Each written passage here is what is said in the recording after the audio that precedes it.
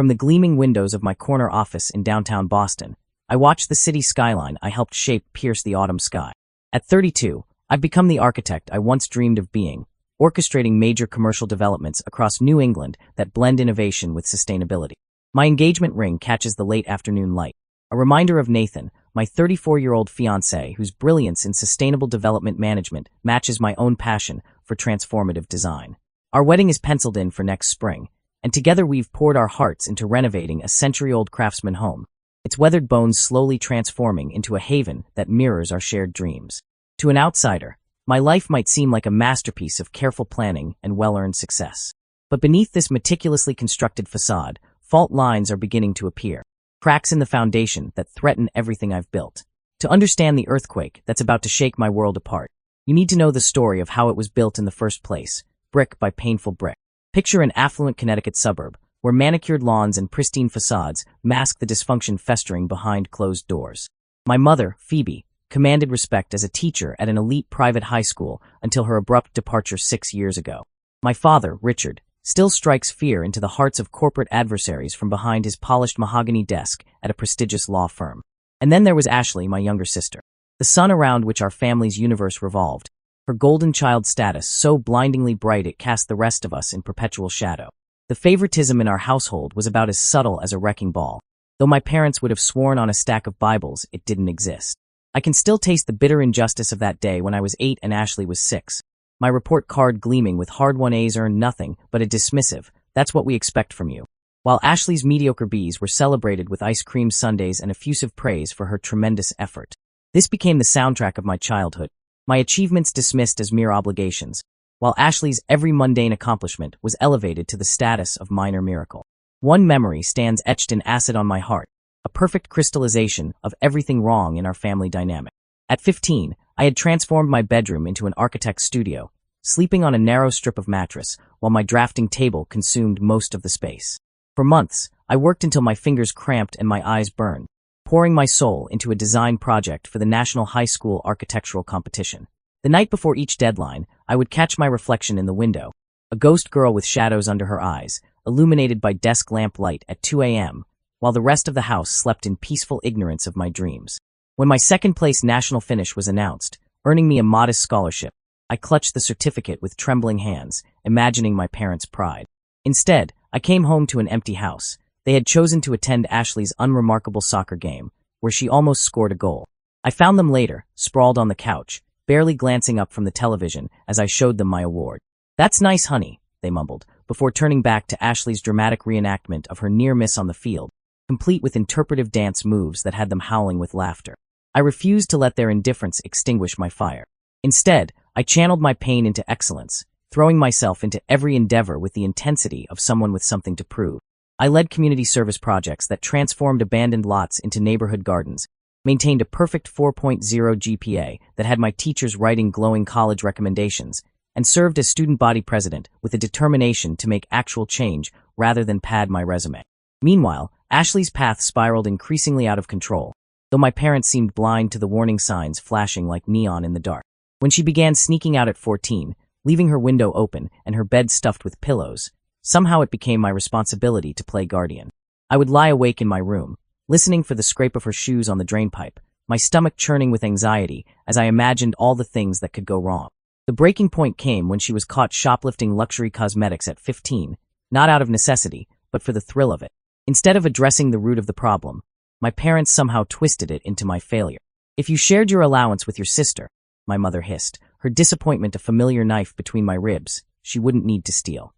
The logic was so twisted it would have been laughable if it hadn't hurt so much. The most soul-crushing aspect wasn't just the blatant favoritism. It was the suffocating expectation that I should sacrifice every dream, every ambition, every scrap of joy on the altar of Ashley's whims. By 16, I had scraped together $3,000 working at a local architecture firm, making coffee runs and filing blueprints while soaking up every morsel of knowledge I could. That money was my ticket to Columbia University's prestigious summer architecture program, a chance to prove I could be more than just Ashley's keeper. But like everything else in my life, it was sacrificed to the golden child's latest crisis when my parents borrowed my savings to repair the car Ashley had crashed during one of her unauthorized joyrides. The money, like my dreams of that transformative summer, evaporated into the ether of broken promises. Despite these wounds, I clawed my way into a prestigious architectural program through sheer force of will. My parents' offer to let me live at home during college, while helping with tuition, came with invisible strings that slowly tightened around my throat. They needed their reliable watchdog for Ashley, whose rebellion was reaching new heights. I remember one particularly haunting conversation at 3 a.m., my bare feet cold on the dewy grass as I helped her stumble through her window. "Ashley," I pleaded, my voice barely a whisper. "You have to be more careful. You're in your senior year. Colleges look at more than just grades." Her laugh was sharp enough to draw blood. "Stop trying to be mom. Just because your life is boring and all about buildings doesn't mean mine has to be." The storm clouds had been gathering for months, though I was too blind, or perhaps too hopeful to see them. Ashley had fallen in with Tyler, a 17-year-old with a reputation that made teachers cross themselves in the hallway. While my parents scrutinized every boy who dared look my way with the intensity of Spanish inquisitors, they showed an inexplicable leniency toward this walking red flag. When I voiced my concerns about Tyler's influence, my mother's response was acid. "You're just jealous of Ashley's vibrant social life. Not everyone wants to spend their Friday nights with blueprints." Then came the earthquake that would reduce my carefully constructed world to rubble. 6 years ago, Ashley burst through the front door one ordinary Tuesday afternoon, her senior year stretching before her like an unwritten story. But the news she carried would rewrite all our futures. She was pregnant, and Tyler was the father. The scene is seared into my memory with the precision of an architect's rendering. Ashley perched on the edge of the sofa like a bird about to take flight, her face a war between fear and defiance. My father pacing the living room like a caged lion, his expensive loafers wearing paths in my mother's precious Persian rug. My mother dissolved into hysterics worthy of a Tennessee Williams play.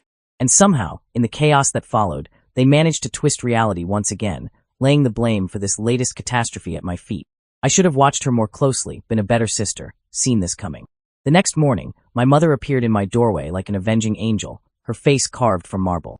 "You need to move out by the end of the week," she announced, her eyes fixed somewhere over my left shoulder.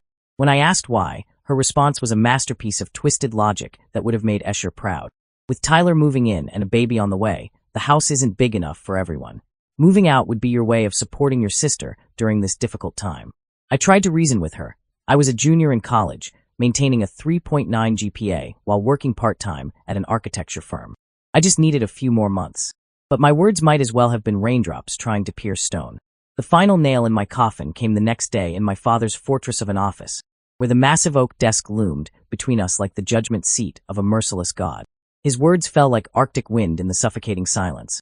"We won't be able to continue your tuition," he declared, his voice as empty as his eyes. "That money needs to go to Ashley and the baby now. You're smart, you'll figure something out." I stood there, staring at this stranger wearing my father's face. This man who had preached the gospel of education and responsibility my entire life, now severing ties with the daughter who had embodied those very principles. The irony was bitter enough to choke on. That evening, as I loaded the last box into my car, my entire life compressed into a few cubic feet of trunk space, my father intercepted me in the driveway. For one heartbeat, hope fluttered in my chest like a wounded bird.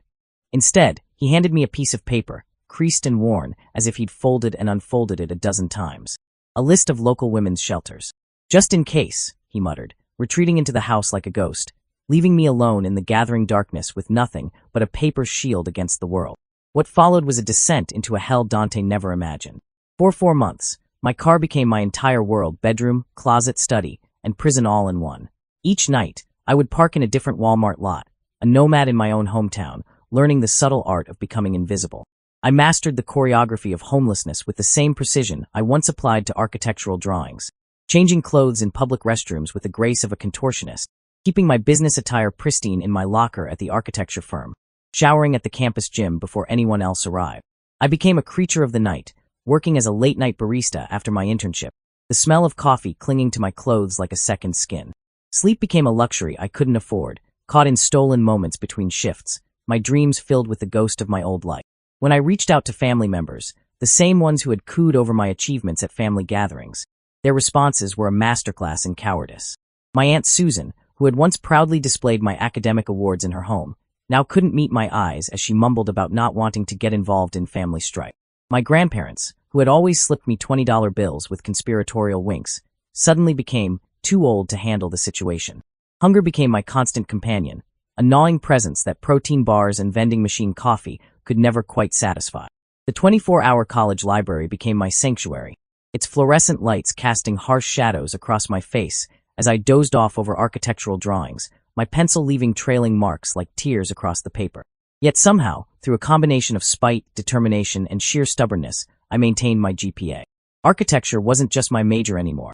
It became my lifeline, my designs a silent scream of defiance against a world that had tried to erase me. Those 6 years of silence stretched between my family and me like an Arctic wasteland, vast, empty, and bitterly cold. Not once did my parents lift the phone to check if their eldest daughter was alive or dead. Ashley, too, remained a ghost in my past. I made one attempt to reach out after hearing through the grapevine that she'd given birth to a boy, but the conversation was like trying to speak across a chasm too wide for words to bridge. After that, the silence grew deep. But from the ashes of my old life, I began to forge something new. Working 60-hour weeks while living first in my car and then in a tiny room in a neighborhood where sirens served as lullabies, I graduated with honors. My final thesis project, a design for a sustainable community center with transitional housing for homeless youth, won multiple awards and caught the eye of a prestigious Boston firm. It was more than just a project. It was my story transformed into steel and glass, a testament to resilience disguised as architecture. I started at the bottom, an entry-level architect in a cramped studio apartment, saving every penny as if another catastrophe lurked around the corner. Each promotion felt like a victory in a war only I knew I was fighting.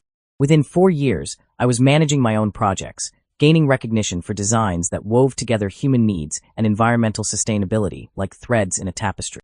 Then, 3 years ago, fate played its hand with the precision of a master architect.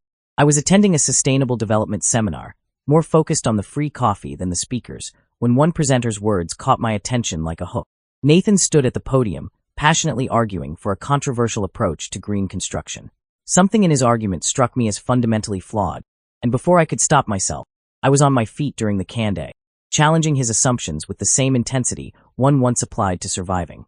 Instead of becoming defensive, he looked at me with genuine curiosity, as if seeing not just my criticism, but the years of knowledge and experience behind it.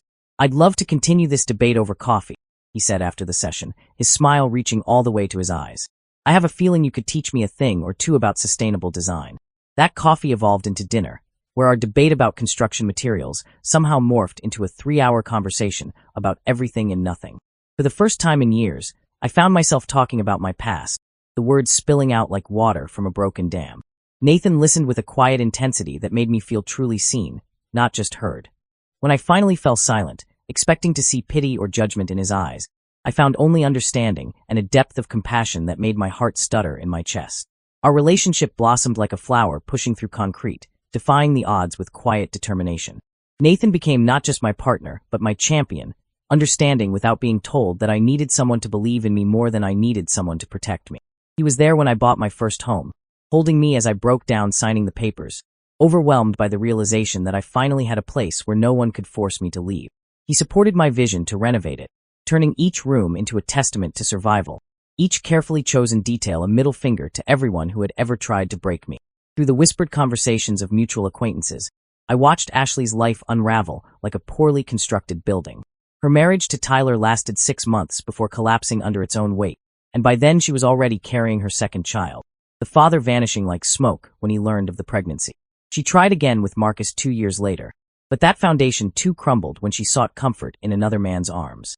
Now she's pregnant once more, the father's identity lost in the chaos of her choices. Yesterday, as the Boston sunset painted my office in shades of amber and gold, my phone lit up with an unknown number. My mother's voice emerged from the past like a ghost stepping through a wall, bringing with it all the old aches I thought I'd buried.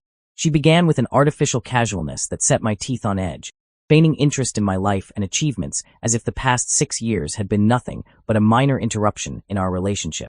For one foolish moment, I felt myself becoming that eager child again, desperate to share my accomplishments with the mother who had never really seen them. I had even started telling her about my recent promotion to senior architect and my engagement when she finally revealed her true purpose. They needed my help with Ashley and her children. The request hit me like a wrecking ball to the chest. My parents want me to return to Connecticut, claiming they're too old to care for 4 young children, with my father teetering on the brink of retirement. They had the audacity, the sheer, breathtaking audacity, to suggest that as the successful sister, it was my duty to support the family. "You've always been the responsible one," my mother cooed, her voice dripping with the same manipulative sweetness that had poisoned my childhood. "Now more than ever, Ashley needs her big sister. Family has to stick together." A laugh escaped me then, cold and sharp as broken glass. Family has to stick together? I echoed, the words tasting like ashes in my mouth. Where was this family when I was sleeping in my car? When I was working 2 jobs and barely eating? When I had no one to turn to? I continued, cutting through my mother's attempts to interrupt like a blade through silk. You completely abandoned me, kicked me out, stopped my education, all to support Ashley. And now that she's continued making poor choices and you're tired of dealing with the fallout, you expect me to sacrifice my life, career, and relationship to clean up your mess again. I hung up with the final words. I will never again risk my life for Ashley, ringing in the silence like a death knell. Since then, my phone has been a battlefield, bombarded with messages from family members who refused to help me 6 years ago. They accuse me of being heartless, insisting that family helps family, with a hypocrisy so thick it could choke you. They argue that since they're still family, and that holding on to resentment won't heal old wounds, I should at least meet with them. But this isn't about revenge. It's about protecting the life I've built from the ashes they left me in. About maintaining the boundaries I had to learn to draw in blood. Update 1. The past 48 hours have been a kaleidoscope of emotions, each turn bringing new patterns of pain and possibility. My phone hasn't stopped its assault of notifications from extended family, each message a fresh wound in barely healed scars. But it's the unexpected developments that have truly shaken the foundations of my carefully constructed walls.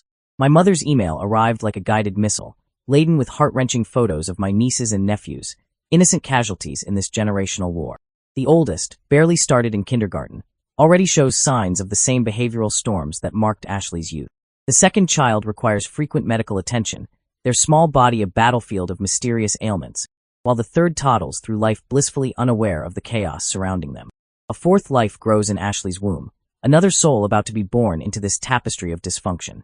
A message from an old family friend, still teaching at Ashley's former high school, revealed the financial devastation in my parents' wake. They're drowning in loans to cover Ashley's endless expenses and medical bills.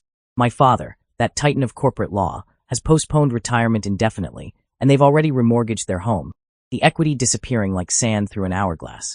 Most surprising was Ashley's message, her first direct communication in 6 years. Instead of the apology I didn't know I was waiting for, she reached out with claims of transformation and need. She spoke of therapy and self-awareness with the same conviction she once applied to her latest adventures. I've seen this pattern before, these cycles of crisis and claimed redemption, yet some stubborn part of my heart still yearns to believe her. Nathan, my anchor in this emotional storm, proposed a compromise that speaks to both my head and heart, establishing a trust fund for the children's education. It's an elegant solution that would allow me to help the innocent without becoming entangled in the family's web of dysfunction. The sight of those young faces in the photos has awakened something in me, even as my logical mind screams that I owe them nothing. Update 2. Last night, fate threw another curveball with devastating accuracy. My mother's frantic midnight call shattered the peace. Ashley had been in a serious car accident, her vehicle T-boned by a red light runner. The situation was critical, complicated by her pregnancy. Without conscious thought, I found myself making the 4-hour drive to Connecticut, muscle memory guiding me down familiar highways as my mind raced ahead. Walking into that hospital felt like entering a time warp. My father, pacing the sterile corridor in his now ill-fitting suit, looked like a man who had aged decades overnight. My mother crumpled at the sight of me, our first face-to-face encounter in 6 years reducing her to tears. Though Ashley's injuries weren't life-threatening thanks to modern safety features, the doctors had to perform an emergency C-section to save the baby, whose future hung by threads in the NICU. The biggest shock came when I reluctantly agreed to stay at my childhood home rather than book a hotel. Entering my old room was like stepping through a portal. My desk untouched, architectural designs still pinned to the walls, high school trophies arranged in their familiar constellation. The realization hit me with physical force. They had never actually converted my room for Ashley. The needing space excuse had been exactly that, an excuse masking deeper, uglier truths. Meeting my nieces and nephews brought waves of emotions I wasn't prepared for. Charlie, the 6-year-old, knocked the breath from my lungs with his greeting. "Aunt Rebecca, I know you from the pictures. You build beautiful buildings." My parents, it seemed, had kept me alive in stories and photographs, creating a mythical architect aunt for these children while the real me struggled for survival. The younger ones, Ava, 4, and Lucas, 2, quickly warmed to me after I helped them construct a tower from blocks, their innocent joy in creation echoing my own childhood dreams. Update 3. After spending another week in Connecticut with Nathan, I've returned to Boston with my world tilted on its axis. The dynamics were revealing and uncomfortable, like watching a familiar play performed in a foreign language. Ashley had specifically requested Nathan's presence, wanting to meet the man who makes her sister happy, a phrase that carried more weight than she could know. While helping my mother organize the chaos of medical paperwork, I stumbled upon a revelation that changed everything. Years of Ashley's therapy records, documenting a diagnosis of bipolar disorder from her teens. The manic episodes aligned perfectly with her pattern of pregnancies and relationship disasters. This information adds layers of complexity to our family's tragedy, though it doesn't excuse how they sacrificed one daughter in a misguided attempt to save the other. The pivotal moment came during a private conversation with Ashley in her hospital room. She was more lucid than I'd seen her in years, the proper medication following her accident clearing away years of mental fog. She confessed that even in high school, she had envied my stability and success. "You made everything look so easy," she admitted, her voice small in the antiseptic air. I felt like the family disappointment in comparison. The irony of her words hung between us like smoke. Nathan's outsider perspective proved invaluable, noticing things I was too close to see. He pointed out my father's inability to meet my eyes. Not indifference as I'd always assumed, but deep shame. He noticed my mother's nervous habit of starting sentences only to stop abruptly, as if terrified of saying the wrong thing and shattering this fragile peace. The children have become the wild card in my emotional equation. Charlie, my oldest nephew, proudly showed me his architectural drawings, clumsy but heartfelt attempts to copy images of my work that my parents must have shown him. When the younger one started calling Nathan uncle, it affected him more deeply than either of us expected, opening conversations about our own future family. Update 4. Something seismic shifted during my parents' visit to Boston last weekend. They insisted on seeing my home, ostensibly to discuss family matters. I reluctantly agreed after consulting with Nathan and establishing clear boundaries about the visit's duration. Their reaction to my home office, with its wall of architecture awards, cracked something open in my father. With trembling hands that once signed million-dollar contracts, they produced documentation showing they'd been secretly setting aside money for me since the day they expelled me. I've never seen my father cry before, but he broke down completely as he explained that for 6 years, they'd maintained a separate savings account, contributing monthly amounts equal to what my college tuition would have been. With interest, it had grown into a substantial sum. Their justification, that they'd planned to leave it in their will, too ashamed to face me directly, sparked a confrontation that had been brewing for 6 years. Years of suppressed rage erupted like a volcano. "Do you think money can fix what you did?" I screamed, my voice raw with emotion. "I lived in my car. I went hungry. I worked myself to exhaustion trying to keep my grades up." Then my father said something that stopped my fury cold. "We don't expect forgiveness. We just want you to know that your suffering has haunted us every single day." He showed me his journal, a chronicle of my accomplishments he'd tracked through social media and professional networks, my promotions, my first major project, even the Sustainable Design Award I'd won last year. Each entry was a father's pride mixed with crushing guilt, a record of achievements he could only celebrate from afar. My mother, crying quietly in the corner, finally opened up about Ashley's mental health history. They'd noticed similar patterns in her early years, but focused on managing me as the stable child, a decision that now revealed itself as catastrophically wrong. Their parenting approach had been like trying to stabilize one building by demolishing another. Update 5.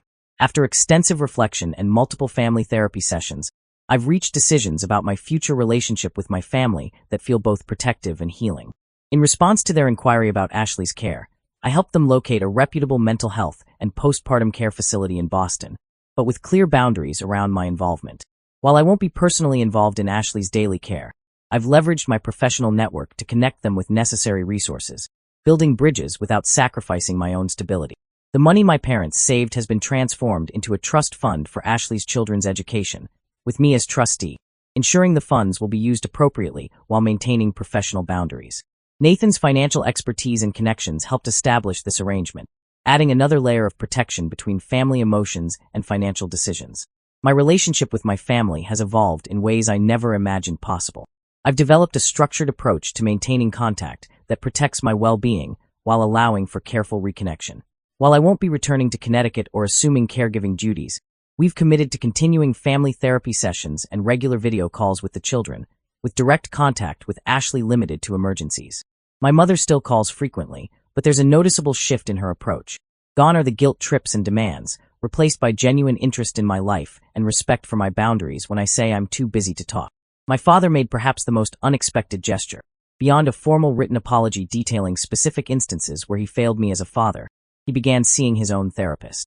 Instead of a generic sorry for everything, I received a thoughtful acknowledgement of specific harmful behaviors and their impact on my life, a foundation for potential rebuilding. Ashley, now in treatment, shows signs of genuine recovery that feel different from her previous patterns. The baby is thriving and out of the NICU, a small miracle in itself. I've arranged for a child psychologist to work with her older children, helping them process these changes in age-appropriate ways. While maintaining emotional distance, I've decided to keep my family involvement in our wedding plans minimal.